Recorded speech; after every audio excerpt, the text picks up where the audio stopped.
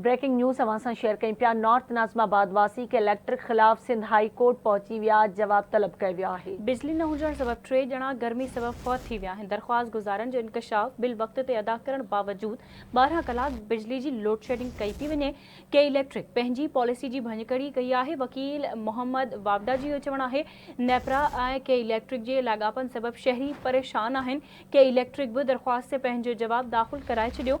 North Nazimabad जे रहवासियुनि जी दरख़्वास्त ते ॿुधणी न कई वञे। के इलेक्ट्रिक जो इहो चवणु आहे जंहिं फीडर ते नुक़सान थींदो उते लोड शेडिंग कई वेंदी। के इलेक्ट्रिक इहो जवाब ॾिनो आहे। दरख़्वास्त गुज़ारनि पहिरियां ई नेपरा खे शिकायत दाख़िल कराई हुई। के इलेक्ट्रिक पारां इहो ॼणायो वियो आहे अदालत नेपरा खे ईंदड़ ॿुधणीअ ते जवाब दाख़िल कराइण जो हुकुम ॾेई छॾियो आहे।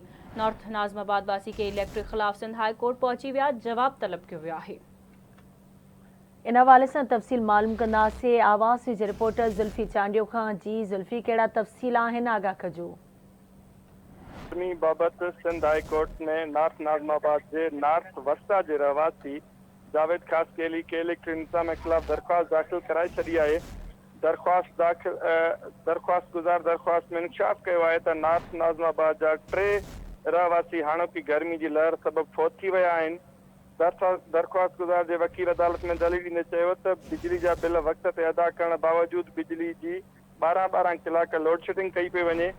के इलेक्ट्रिकल बे दरख्वास्त से जवाब दाखिल कराए छॾियो आहे। के इलेक्ट्रिकल अदालत के जवाब दाखिल कराईंदे चयो त नाज़िमाबाद इलाइक़े नॉर्थ वस्ता जे रहवासी दाखिल दरख्वास्त ॿुधण जोगी न आहे। सुप्रीम कोर्ट सिधो संओं अदालत सां रुजू करण खिलाफ़ फ़ैसिलो ॾेई छॾियो आहे। जंहिं फीडर ते जिते नुक़सान थींदो उते लोड शेडिंग कई वेंदी। दरख्वास्त गुज़ार के वकील मोहम्मद वाडवा अदालत के दलील ॾींदे चयो त के इलेक्ट्रिकल जो जवाब गैर लाॻापियल आहे, उन सां को फ़र्क़ु नथो पवे। दरख्वास्त गुज़ार पहिरियां ही नेपरा के शिकायत कराए चुको है। दरख्वास्त गुज़ार के वकील चयो त नेपरा अञा ताईं शिकायत ते को फ़ैसिलो नाहे कयो। के इलेक्ट्रिकल मूजिब फीडर नो लॉसिस में अचे थो, जेकॾहिं फीडर खसारे में नाहे त लोड शेडिंग छो थी रही है। वकील के इलेक्ट्रिकल पंहिंजी ई पॉलिसी के खिलाफ वर्जी कर रही है। नेपरा को भी एक्शन न वठी रही है। वकील मोहम्मद वाडवा जो अदालत में मौक़ूफ़।